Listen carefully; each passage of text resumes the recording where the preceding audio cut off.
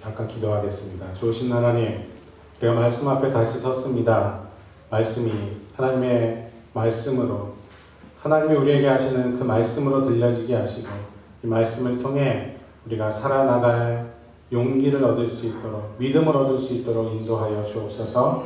전하는 자나 듣는 우리 모두가 하늘의 한 성령 안에 거할 줄 믿으며 예수님의 이름으로 기도합니다. 아멘. 오늘은 시편 말씀을 함께 나누겠습니다. 성령 강림 주일 이후로 대림절이 올 때까지 다 계속해서 성령 강림 절기가 이제 쭉 이어진다고 말씀드렸죠. 교회력을 전체로 보면 성령 강림 절기가 반 이상의 시간을 보내게 된다고 지난주에 말씀드렸습니다. 그 말은 성령과 더불어 살아가는 것이 정말 그리스도인에게 중요하다, 그런 의미가 있다.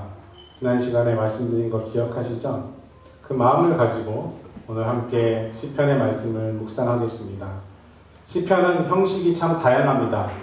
탄식과 탄원이 시편의 형식이 되기도 하고, 그러니까 하나님 너무하신 거 아니에요? 불평하는 내용이 시편의 내용이 되기도 하고, 또 감사와 찬양의 그런 노래들이 시편의 내용이 되기도 합니다.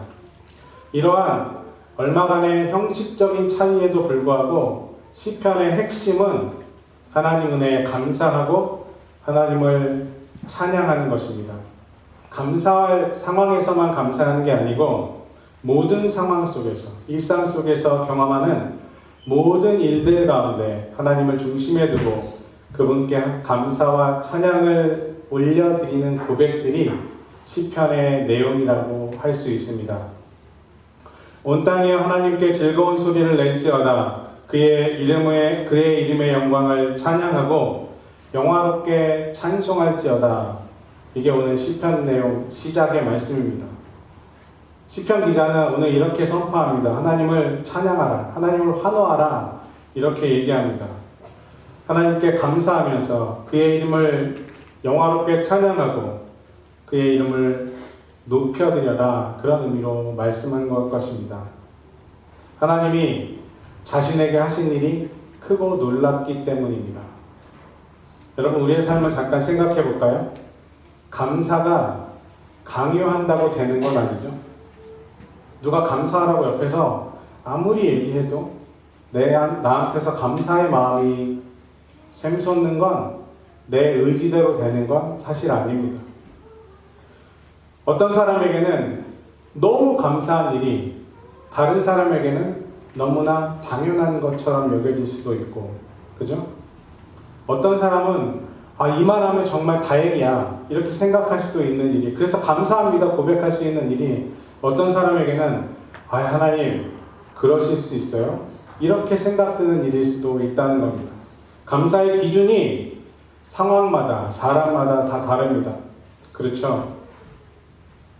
이렇듯 감사의 조건이란 사람마다 다 다르기 때문에 누군가가 옆에 있는 사람한테 감사해야지, 이렇게 얘기를 아무리 얘기해봐야 그것이 내 마음속에 와 닿지 않는다는 얘기입니다.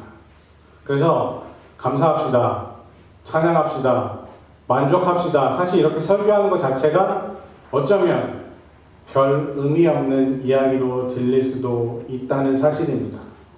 하물며 오늘 시편 기자가 얘기하는 것처럼 찬양합시다, 하나님을 환호합시다. 여러분, 이런 얘기는 정말 울리는 꽹과리 소리처럼 들릴 수도 있다는 얘기입니다. 찬양은요, 그죠? 내가 살면서 혼자서 찬양을 막 이렇게 집에서 막 이렇게 흥얼흥얼 거릴 때는 내 마음속에 뭔가 뿌듯함이 있어야 돼요. 그죠? 만족이 있어야 돼요. 그죠? 기쁨이 있어야 나오지, 그냥 죽을 것 같은 삶을 살아가면서 내일 그냥 막 걱정하는 삶을 살면서 내 입속에서 찬양이 잘 흘러나오지 않는다는 얘기입니다. 찬양하라고 아무리 얘기해봐야, 감사하라고 아무리 얘기해봐야 누가 시키지 않았는데 그렇게 되는 건 거의 불가능하다는 얘기죠. 그런데 오늘 시인은 찬양하는 걸 넘어서 영화롭게 찬양하라, 그러니까 소위 말해서 유명한 연예인이 앞에서 노래하고 있으면 막 그 열광하는 젊은이들처럼 그렇게 환호하라는 얘기입니다. 하나님을 그렇게 영화롭게 찬양하라 이렇게 얘기합니다. 도대체 오늘 이 얘기를 하는, 이 이야기를 고백하는 시인에게 무슨 일이 있었기 때문에 이렇게 얘기할 수 있었을까요?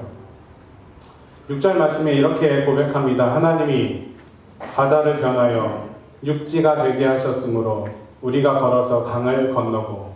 이게 무슨 얘기죠? 하나님이 이집트에서 종살이하던 자신의 민족을 구원해서 홍해를 가르시고 거기를 그 바다를 가르시고 걸어서 건넜던 그 일을 기억하고 오는 시편의 기자는 감사하고 있는 겁니다. 7절에서는 이렇게 얘기해요. 거역하는 자들은 교만하지 말지어다. 누구 보고 한 얘기일까요? 이집트의 그 바로왕 같은 사람들. 하나님을 거역하는 사람들조차도 하나님이 행하신 그 놀라운 일 앞에서 자만할 수 없었던 일들을 떠올리면서 그 하나님의 권능을 찬양하고 있는 겁니다. 근데 여기까지는 괜찮아요. 그런데 그 뒤에 이어지는 고백들은 사실 감사의 내용이라고 보기에 어려운 내용들이 쭉 이어집니다. 10절에 뭐라고 기록했죠? 우리를 시험하셔서 은을 달구어 연단하듯 우리를 연단하신 것을 기억하고 감사합니다. 말하자면 우리가 정말 피하고 싶은 일들이었지만 고난을 통해 은을 막 불 속에서 단련해서 새로운 무언가를 만들어낸 것처럼 나를 연단하신 것을 감사하는 거예요. 또 무엇을 감사하죠? 11절에는 우리를 그물에 걸리게 하시고 어려운 짐을 우리 허리에 메어두신 것을 감사합니다. 더 나아가서 뭐라 그래요? 사람들을 시켜서 짓밟게 하셔서 우리가 물속을 통과한 일을 기억하고 감사합니다. 그러니까 자기가 진짜 힘들고 어려운 상황 속에서 겪었던 일들조차도 감사하는 거예요. 여러분 사실 근데 이런 내용들이 감사의 내용이 될까요? 감사는 좋은 일, 잘된 일, 정말 내한테 좋은 일들, 그런 거에 대한 반응이 감사로 나타나는 거 아닙니까? 듣기에 따라서 오늘 이 이야기는 감사는커녕 그냥 비아냥거리는 그런 소리처럼 들릴 수도 있습니다.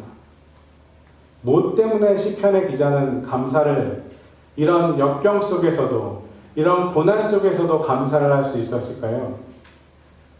그런데 시편 기자가 고백하는 이 내용을 가만히 지켜보면 모두 수동태로 되어 있다는 것을 알 수 있습니다. 다시 말해서 우리가 그물에 걸렸다. 그러니까 내가 그물에 걸렸다가 아니라 우리를 그물에 걸리게 하셨다. 이렇게 얘기하죠. 헬라어 원문도 수동태로 되어 있습니다. 그러니까 히브리어 원문도 구약은 히브리어로 쓰여졌죠. 아람어. 히브리어 원문도 수동태로 되어 있습니다. 우리가 어려운 짐을 졌다가 아니라 우리 허리에 어려운 짐을 지우셨다 라고 고백하죠. 사람들을 시켜서 우리 머리를 타고 가게 하셨다. 다시 말해서 짓밟으셨다. 짓밟게 하셨다. 이렇게 누군가 나에게 한 일로 고백하고 있다는 겁니다. 다 수동태로 되어 있어요. 이게 무슨 의미일까요? 정말 기억하고 싶지 않은 과거이지만 지난 역사의 고난과 역경 모두가 누가 하신 일이라는 거예요? 하나님이 하셨다. 이렇게 고백하고 있는 거라는 거죠. 그렇게 하나님 중심의 관점에서 오늘의 역사를 이해하고 내가 처한 삶과 상황들을 돌아보는 것이 그게 진짜 신앙인의 눈이 되어야 한다는 겁니다. 이렇게 모든 상황 속에서 감사와 태도를 드릴 수 있었던 이유는 시편 기자가 세상을 바라볼 때 내가 당한 일, 내가 정말 고난, 힘든 일을 당한 것조차도 하나님이 하셨습니다 라고 고백할 수 있었기 때문이라는 사실입니다. 여기서 정말 중요한 게 뭐예요? 하나님의 시선을 갖는 겁니다. 하나님 중심의 시선을 갖는 거예요. 지금 우리 성령 강림 절기를 이제 처음 시작해서 살아가고 있습니다. 성령이 헬라어로 뭐라고 말씀드렸죠? 푸뉴마.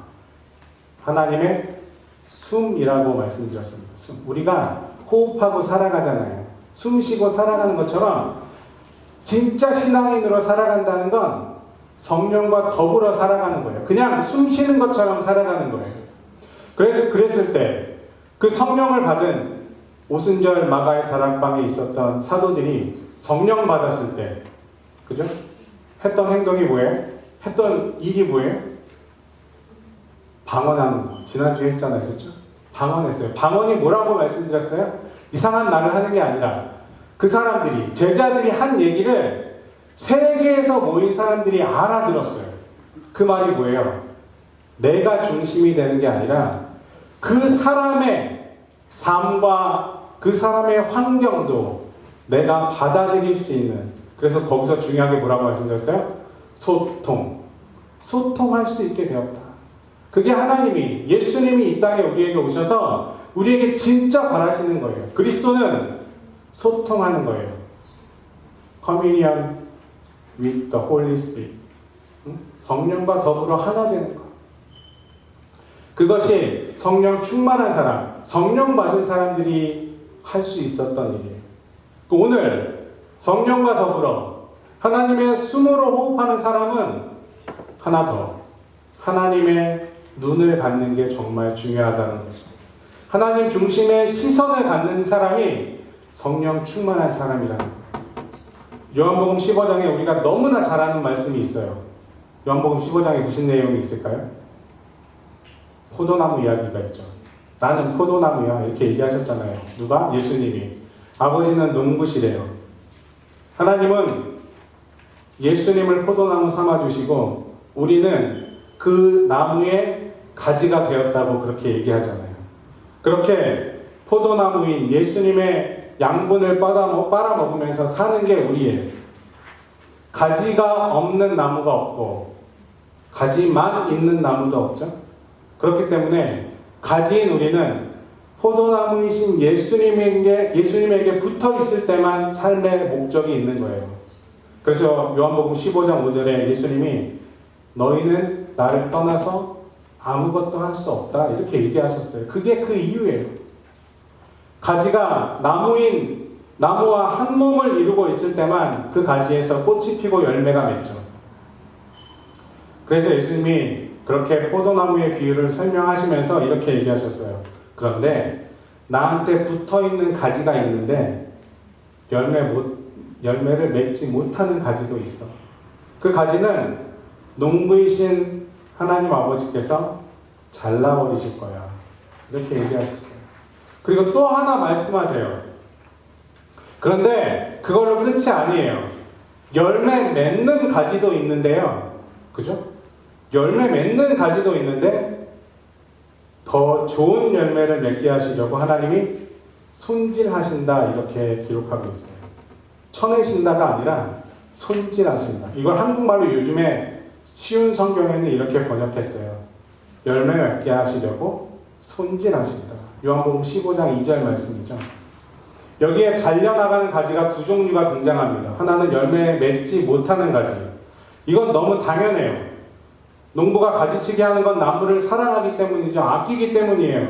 열매 맺지 못하는 그 가지가 계속 붙어 있으면 열매를 맺는 가지도 양분을 잘 빨아들일 수 없기 때문에 그 가지를 잘라낼 수밖에 없죠.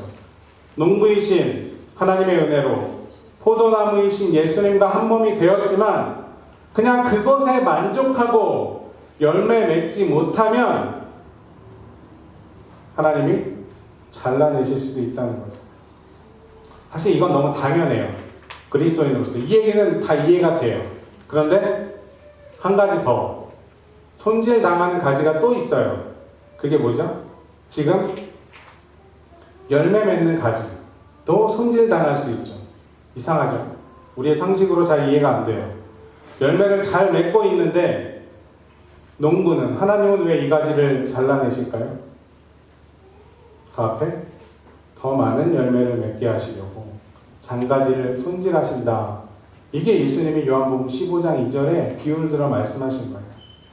내가 생각하기에 지금 잘 되고 있었던 일이 어긋나기 시작하고 예상하지 못했던 일들이 찾아와서 내 수고의 보람들이, 그 결실들이 잘려나갈 때도 우리는 끝까지 농부이신 하나님을 신뢰할 수 있어야 합니다. 하나님에 대한 믿음을 저버리면 안 된다는 거죠. 왜 그래요? 하나님이 하시는 겁니다. 하나님의 계획이 내 계획과 분명히 다를 수 있다는 걸 인정하는 게 그리스도인의 삶이고 성령 충만한 삶이라는 거죠.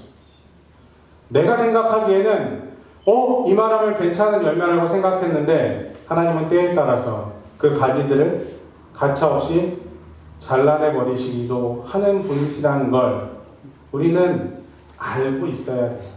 그분의 계획이 더 크기 때문이죠. 여러분, 이걸 알고 있었던 사람이 누구예요? 오늘 시편 기자예요. 시편 기자가 이걸 알고 있었기 때문에 자신이 당한 그 고난과 역병도 수동태로 하나님이 하셨습니다. 그래서 감사할 수 있습니다. 그래서 찬양할 수 있습니다. 이렇게 고백할 수 있었던 거죠. 그게 바로 하나님 중심의 시선을 가진 사람이 할 수 있는 고백이라는 사실입니다. 여러분, 지금 내 수고와 내 보람의 결실들이 조금 잘려나가도 우리는 분명히 하나님의 계획 안에 있음을 믿습니다. 이것이 시편 기자가 감사하고 찬양할 수 있었던 이유이고, 저와 여러분이 가져야 할 믿음이라는 사실을 꼭 마음속에 가져가시기를 주님의 이름으로 부탁을 드립니다. 우리 보통 감사할 일에만 감사하고, 그죠? 원망할 일에는 그냥 원망이 나오는 게 우리 삶이잖아요. 저도 미국에 와서 17년째 살아가면서 내가 보기에 꽤 괜찮은 열매들인데 하나님이 가차없이 잘라버리실 때 감사가 나올진 않겠죠? 않았겠죠? 네?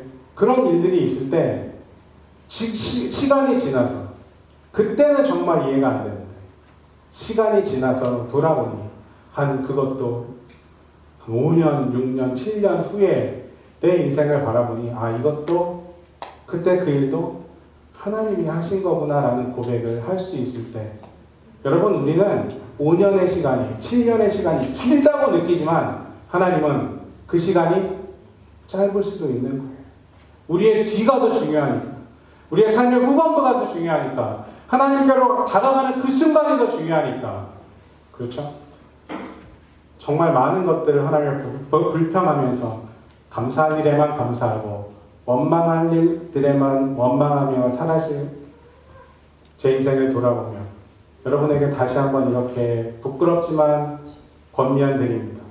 원망할 일에도 믿음으로 감사의 고백을 잊지 않고 살아가는 사람이 진짜 하나님의 사람이라는 사실을 꼭 기억하시기를 주님의 이름으로 축원합니다. 여러분, 이런 마인드를 가진 사람은, 이런 하나님 중심의 시선을 가진 사람은 누가 나를 조금 괴롭혀도 나 쟤 때문에 못 살겠어. 왜 이렇게 나를 못 살게 구는 거야? 라고 얘기하기보다 하나님이 저 사람을 정말로 사랑하게 하셔서 저 사람도 하나님의 사람으로 만드시라는 뜻이구나 라고 고백할 수 있는 사람이 정말 믿음의 사람 아닐까요? 여러분, 부족한 나도 하나님 분명히 연단해서 사용하실 거야. 이렇게 생각하면 평안이, 내 마음속의 기쁨이 그 원망을 분명히 이길 수 있을 줄로 믿습니다. 여러분, 이게 믿음의 힘입니다. 그런 사람은 사도 바울의 고백처럼 사도 바울이 뭐라고 얘기해요? 세상이 어찌할 수 없는 사람이라고 고백하잖아요. 그리스도인은 세상이 어떻게 할 수 없는 사람입니다. 세상이 아무리 힘들게 해도, 세상의 풍파가 아무리 불어와도 그리스도인은 그 세상이 어떻게 할 수 없는 사람입니다. 여러분, 이게 우리가 성령 받아서 살아가야 할 존재의 그 의미라는 사실을 다시 한번 꼭 기억할 수 있기를 주님의 이름으로 축원합니다. 예수님 안에 머물러 계십시오.